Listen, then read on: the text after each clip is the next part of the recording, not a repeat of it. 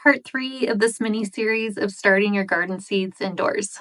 It's finally time to start planting those seeds. If you have missed parts 1 and 2 of this mini series, I will link them below. But just to recap, we have gone over the basics of planting your garden, from finding out when it's appropriate to start your seeds indoors to when it is safe to plant them outdoors, and the equipment and the items you'll need to be successful at starting your garden seeds indoors. We're going to head back out to the garden to enjoy the beautiful weather, plant seeds, and have a nice little garden chat together.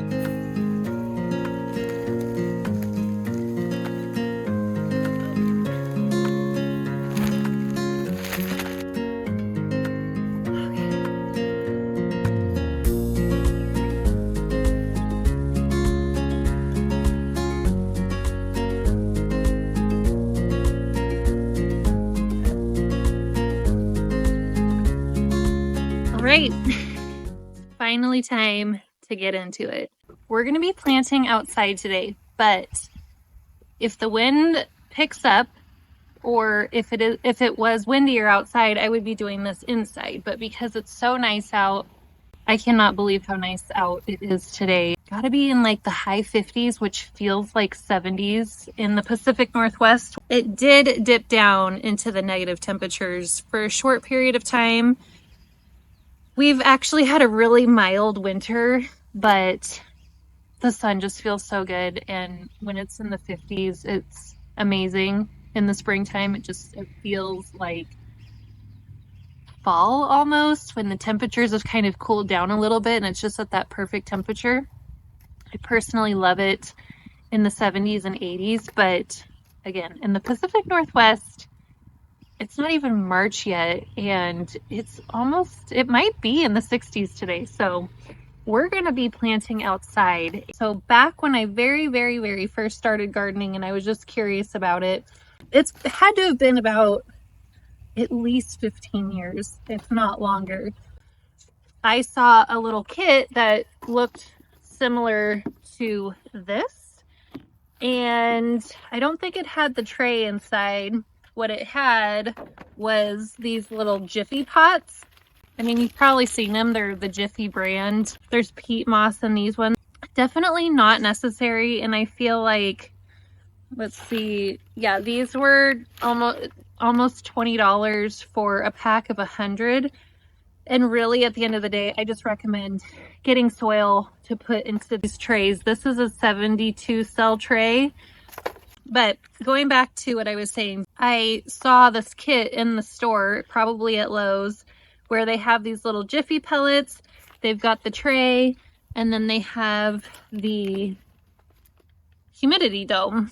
And so I thought that would be really awesome to try. My daughter had to have been not even 5 at the time. And so I just thought it'd be really fun to experiment with it. I had no idea what I was doing.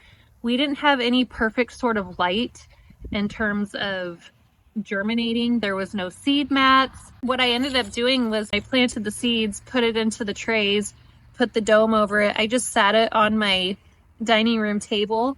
And I think the only sun that it got was just maybe a couple hours at the end of the day because of the way that window faced. It just didn't get a whole lot of sunlight. So I say all that because you don't have to have perfect lighting. You don't have to have heat mats. Do all those things help? Yes, absolutely. But you don't even have to have the kit. I saw the other day somebody put soil into just like a tote tray, put that down in there, and then just started planting their seeds in there. And you know, it is pretty amazing what happens when a seed meets soil, meets water. It's designed to grow. It's just engineered into the seed. So I just preface all of this with that because that's where I started in terms of gardening. I had no idea. I probably didn't do a whole lot of things right, and I don't even know if you can say that that's a proper statement, but I've learned a lot over the years. But at the same time, you just have to start somewhere. And there wasn't really videos at the time for me to dive in, and it's probably better that way because I just started somewhere and I learned so much from just trying. With that being said, I just recently purchased these trays. They're by Sunpack, but these are a lot heavier duty of a tray than what you're gonna get with those kits.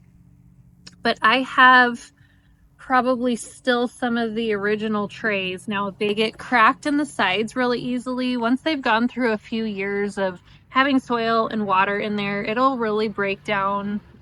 You know, they're thin plastic, and so it breaks it down and they can crack easily. And I can't tell you how many trays I still have that I've just taped up the sides. If I don't have a crack all the way down through the bottom, I'll tape it up and I'll still use it, because I really just need it to get the initial sprout going. And then I usually up pot my seedlings to a larger growing container if I don't start them right off the bat in a larger growing container. But this year I am going to see, I think I have 2 of these in here. I'm going to start off a couple of trays of tomatoes for my farm stand. And so last year again, this is just jumping in and trying it. I've never had a farm stand before. I waited too long last year to get them listed, and funny enough, I just kept the post up all winter long, and now I'm starting to get a ton of people already asking me for plant starts. So it's, again, trial and error, but now I'm starting to figure it out that I need to have the plants that I'm going to be selling, they need to be available like when you see them at the nurseries and the stores. And I wouldn't be surprised if in the next couple of weeks, that would put us into March, that I'm going to start seeing little plant starts at the nurseries and the stores. So I need to be on top of it. So we're going to start with tomatoes today. And I have two trays. And then I also have 2 of these 72 cell trays. The easiest route with this is to get some bagged potting soil. And there's such a different variety. I mean, go to the store, you're gonna see there's a million different to choose from. You're gonna find that the bag of potting soils, they do typically have like larger chunks of bark and things like that in there. So I have pretty much all of my gardens that I have started from seed, I've just bought the bag soil. And so I'm gonna do a different video on making your own soil, and I've never made my own potting soil before. I've always just used soil from the bags in the store.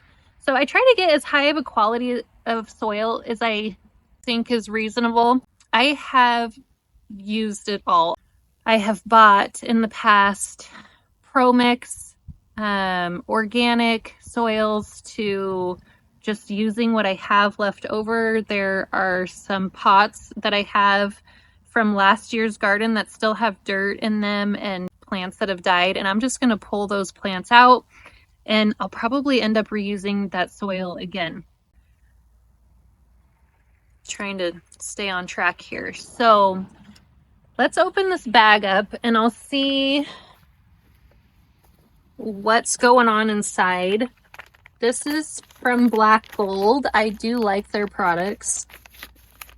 Oh, Sungrow. I just realized they must have like a whole thing going. This is not sponsored by any means, and I had no idea that Sungrow made those trays either. It just happened to be at the same store where I was getting all of this. So this is a natural organic potting mix plus fertilizer, and it says it's for flowers, veggies, hanging baskets, outdoor containers. It's all natural fertilizer with worm castings. And this is actually the first time I'm going to be using this in particular, but let me show you down here. So this is pretty nice. It doesn't really have a ton of bark chunks in it. And, well, yeah, it does. So, like, it's not a ton, though, but it does have the bark chunks in it. Like this.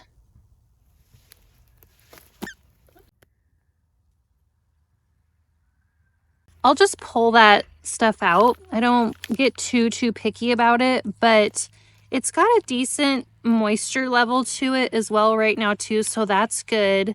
And I'll get into why in a second. But you don't want to plant directly into dry soil, and I'll get into all that. But initially it's really light and fluffy, and that's really good for, see, there's a bigger part.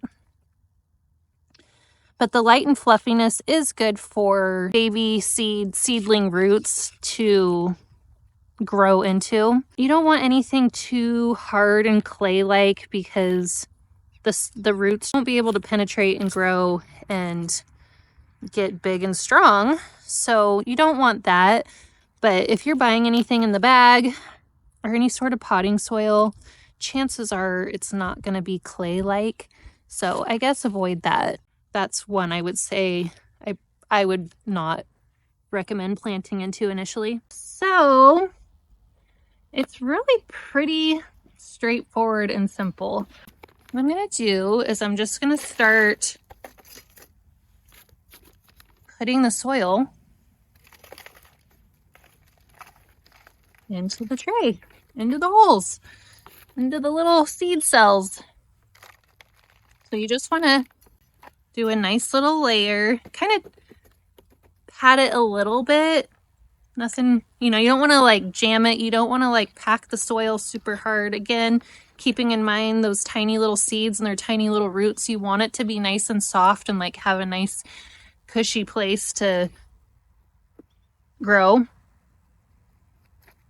So we just do a simple little layer. I do a little tap. If it doesn't get all the way down into the seed cell, give it a little tap. But again, just kind of use your intuition with it. Obviously, little tiny seeds are not going to want to grow in a hard pack soil, but you do want to have enough dirt in there so that they have enough room to expand and grow into. Let's see here. So this brand, Botanical Interest, I really like their seeds a lot, and they have really pretty seed packages too, and they give you a lot of information on the back. I don't think they're too expensive. This was $2.29. I've seen them for less, I've seen them for more. I feel like they're right in the middle. They've had really good quality seeds. Just over the years I've been buying this brand, so I really like them. And I typically try to buy the heirloom seeds, and I think I should probably do a video all in itself on heirloom versus hybrid or just organic or not any of the above. But for simplicity's sake, hi baby, this is Cooper. Say hi, Cooper. We have two kitty boys. Yeah, and he's my little love. And then Jenner, I'm not sure where Jenner's at. He's got a, oh, he's down here. He's chilling, he's hanging, but I know you're gonna, I don't want you in my dirt. I don't want you in there, baby. You get down. I forgot what I was saying now.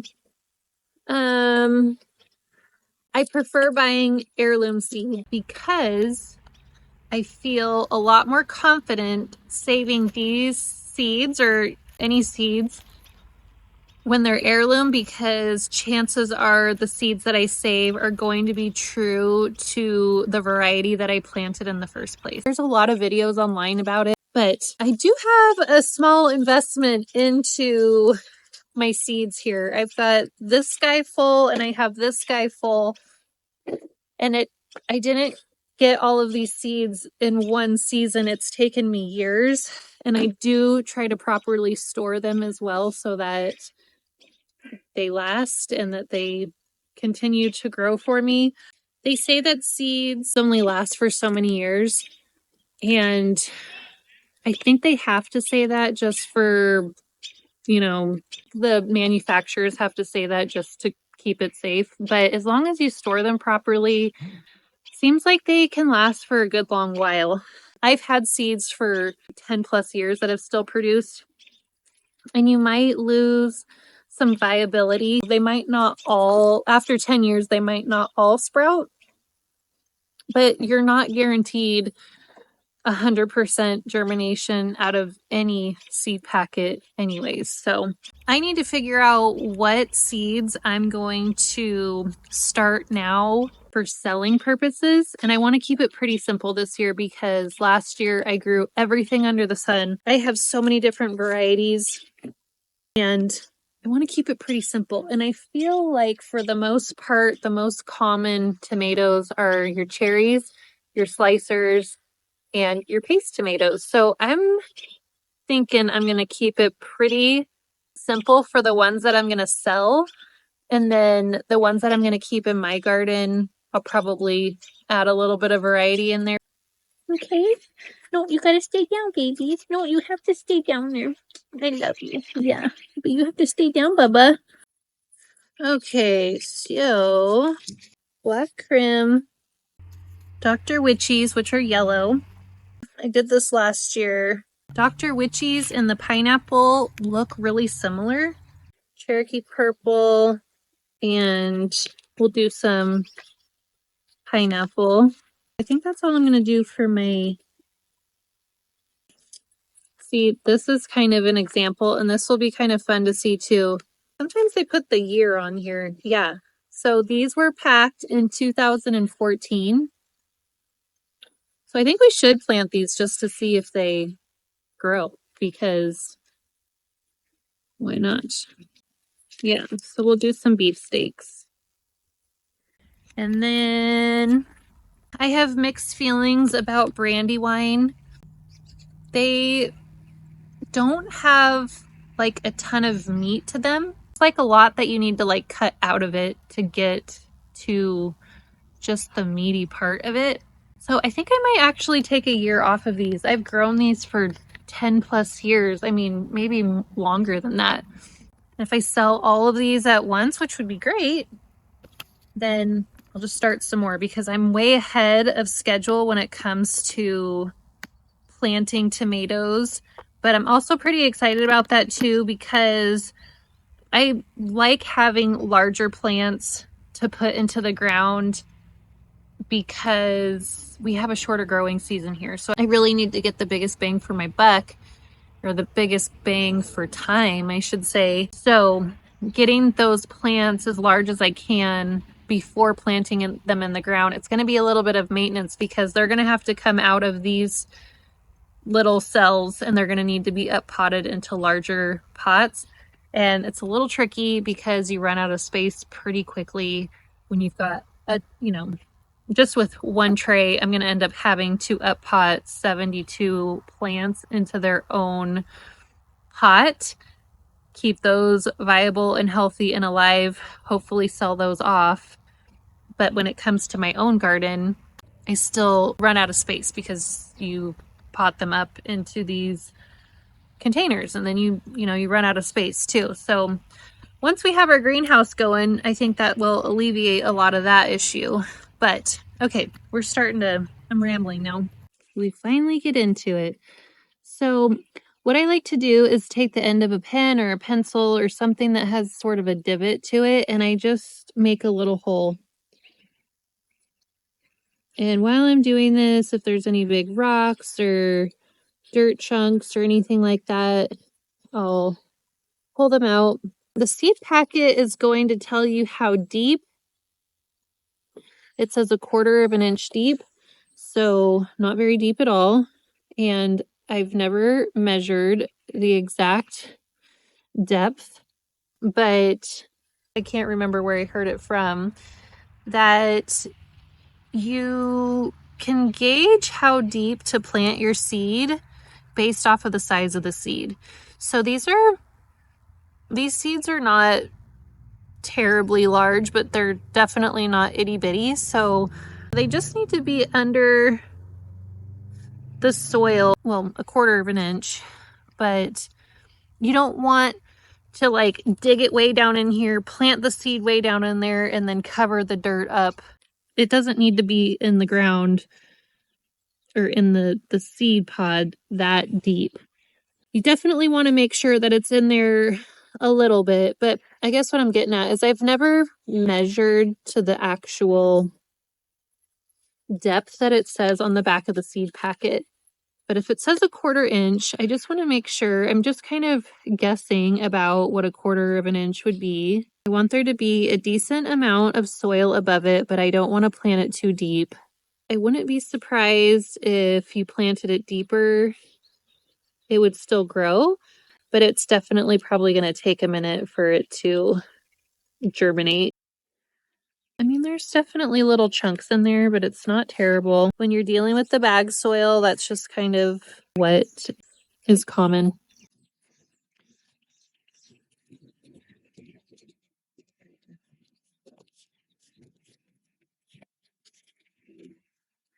And these little rocks in here, part of the potting soil, but I just don't want to have like a rock sitting on top of the seed, because in my mind, it makes sense that the seed will have a hard time germinating if there's a rock sitting on top of it. But it is pretty amazing how they still figure out a way to grow. The other thing that we need is labels. Because I have a few different varieties that are going to be planted in this tray, I want to make sure that after I'm done planting the seeds, I label what is what, so that when I go to sell them or when I go to plant them, I know what they are. And I recommend doing this after every different variety that you plant, because you will forget. I mean, most likely, high probability that you'll forget what is what. Now, I usually like to plant one seed per hole. I know that you're going to come across videos online where you can just sprinkle them on there, and you can either thin them, which is, just toss away the ones that you don't want, or you can get really tedious in there and you can like transplant the little itty bitties. I personally like to just plant one per hole, and then you can go back and replant into that hole if for some reason they don't germinate. And I have typically always had really good germination rate, so I like to take the time to just plant one per hole. Sometimes you have to check because I have a hard time talking and doing things at the same time.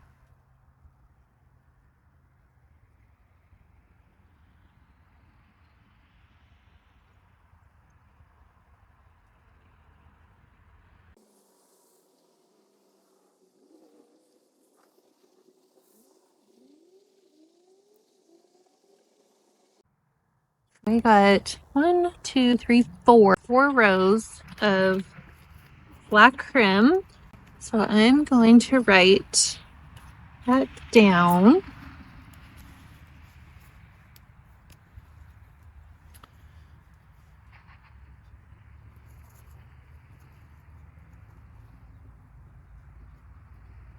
And when they're heirlooms, I always put a little H before them, so that if somebody's purchasing it and they want to save the seeds, they know kind of the quality of the seed that they're saving. Then I just go through and just barely cover it up. And when we go to water, it's also going to kind of press the soil around the seed a little bit there too. I need to put my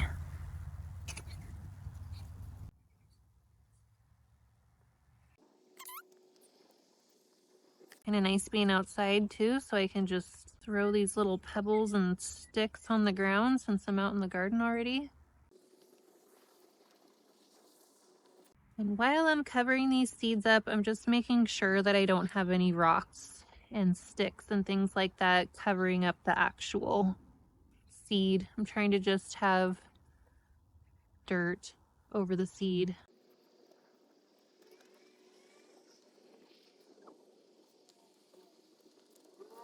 Okay, so I'm gonna get the rest of these planted, and then I will bring you back once they're finished and labeled, and then I will show you how I water them and then where I'm gonna put them to germinate. Okay, I've got them all planted. I just got a couple varieties in this tray, so everything to the left of it, I guess it would be, we just did black crim, pineapple, Cherokee purple, and one row of the Dr. Witchies, which is a yellow tomato. So got them all covered up, and now I need to water them. So previously I was saying that the moisture level was pretty good in the bag soil. You don't want to plant your seeds into just dry soil, because when the soil and the water first meet, it kind of pushes the soil away. It needs to get hydrated. They call it hydrophobic, where when the dirt is just has no moisture in it, it's what they call hydrophobic. So the dirt was already pretty well, had a good amount of moisture in it. So that's what we planted into, and then it's easier to water over. If you can get like a spritzer of some sort, I find that to work the best. For example, I've got this big jug over here, and it's got one of these wands on it. I've seen them where you can just have like a little handheld pump sprayer. I have found that to work the best. By no means do you need to have it, but you just want to be really careful when you are watering over if you're not using a sprayer, just so that you don't splash it on there, make a big divot, and then you could push your seed out of the soil. So that's what we're trying to avoid. So I'm going to pump this up and get a little pressure in here, and I will show you how I water it. So you don't want your seeds to be soupy, you don't want your soil to be soupy, but you also don't want it to be dry. You need to kind of find that right consistency in between. So because the soil is already a little bit on the moist side, I'm not going to have to add a ton of water, but I want it to be hydrated enough that I don't have to water it every single day. And then I'm also going to be putting one of these humidity domes over it as well. It makes kind of a perfect ecosystem, just kind of makes it humid inside of the humidity dome. Therefore, it's adding more moisture back into the soil. Oops. Don't want to get all this wet either.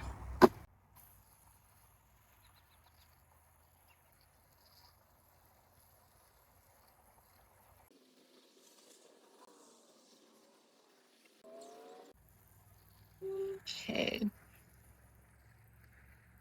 So the sprayer works really well because it's such a light, even spray over the top of the soil, and it's not just like a splashdown on it to make a huge divot and push the soil.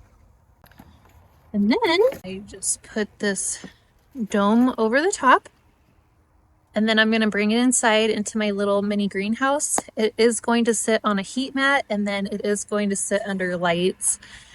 And let's see here. The seed packet says that it takes 5 to 10 days to emerge. So I will give a little update once we have some baby seedlings sprouting. Now that the seeds are planted, the next step is keeping them properly watered and fed. In the next video, I'll show you exactly how I do that. So stay tuned and maybe hit that subscribe button and bell to be notified when my next video is available. Well, that concludes part 3 of this mini-series of starting your garden seeds indoors. I hope you found this information informative, and if you have any tips and tricks on starting your garden seeds, please share them below.